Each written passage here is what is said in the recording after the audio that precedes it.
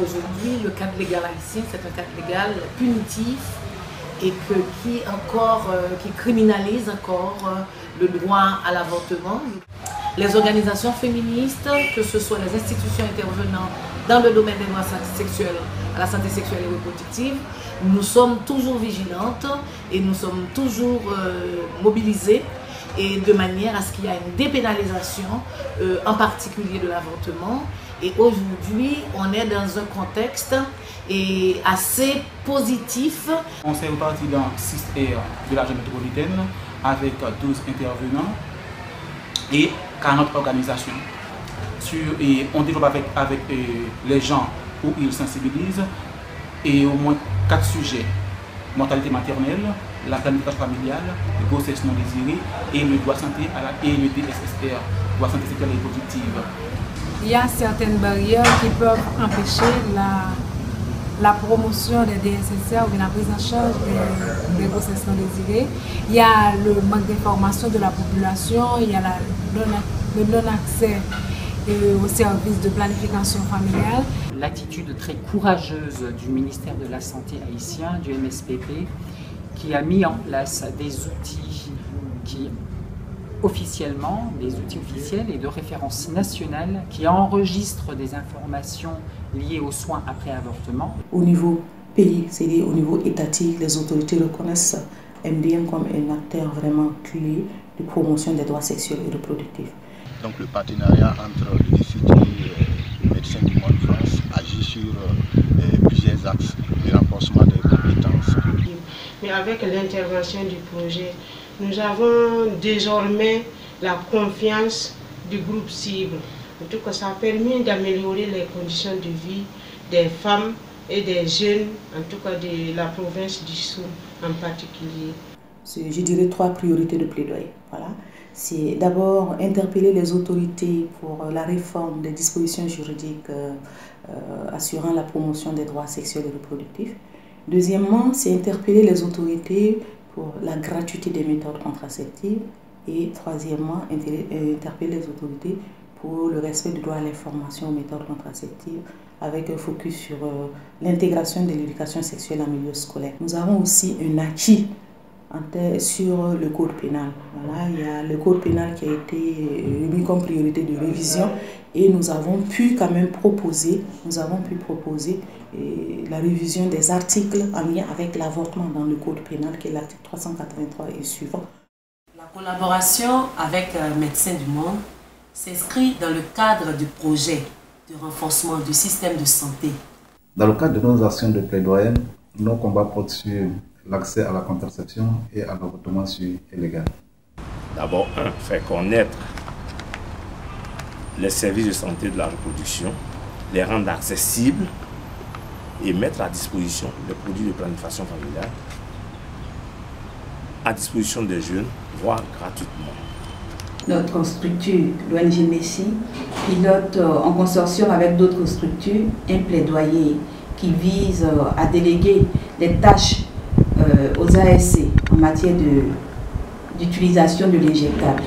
Donc il s'agit pour ce combat-là d'obtenir de la part de Madame la ministre de la Santé un arrêté qui autorise l'introduction de l'injectable dans le paquet de services des agences de santé communautaires en Côte d'Ivoire. Au niveau du plaidoyer, nous avons pu, en tant que membres de la coalition et conseillers de la coordinatrice, participer au processus d'élaboration de la loi sur la santé de la reproduction en Côte d'Ivoire. Notre défi, c'est que les décrets d'application soient pris pour que cette loi soit mise en application. Dans le cadre de la journée internationale des droits de la femme, nous plaiderons en faveur de l'accès effectif des jeunes filles a la santé sexuelle y reproductiva. Salud sexual reproductivo, bastante aprendido porque no sabía en muchos aspectos y me ha reforzado y me ha servido para poder informar a las personas también en ese tema. No sabía, ya sé que hay ese derecho que todas las mujeres que podemos solicitar cuando la mujer corre riesgo su vida en esos casos. En el campo, caminando, muchas mamás nos preguntan qué es el aborto terapéutico. y está legalizado en el Perú. Hay muchísimo que he aprendido con Médico del Mundo en Francia a hablar sobre tus derechos y más a la gente. La mayoría de las personas, las mujeres no saben, cuando uno le dice, tú tienes tus derechos sexuales, que yo sí.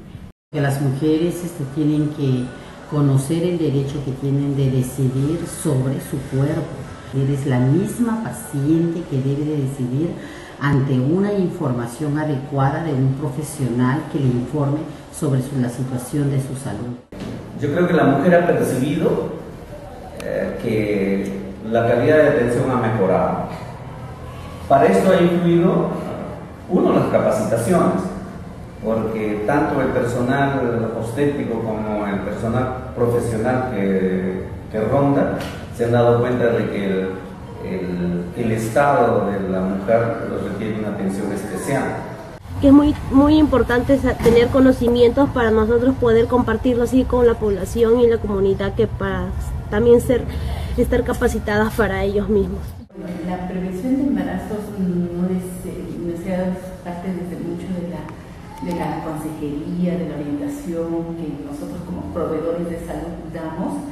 Alors Médecins du Monde mène un double combat sur ces questions des grossesses non désirées, à la fois sur la reconnaissance du droit à la contraception pour tous, y compris les adolescents et les jeunes, et la reconnaissance du droit à l'avortement et de l'accès à l'avortement dans le cadre des dispositions du protocole de Maputo.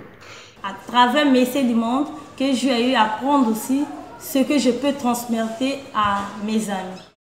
Donc il y a eu des actions de sensibilisation qui ont été menées, des actions de sensibilisation de masse, sensibilisation avec le groupe d'action famille, sensibilisation auprès de pères éducateurs, de différentes formations. Dans la quotidienne, nous prenons en compte beaucoup plus la confidentialité.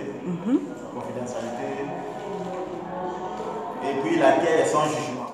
The main difficulty I have faced with men that they are misunderstand the meaning of family planning.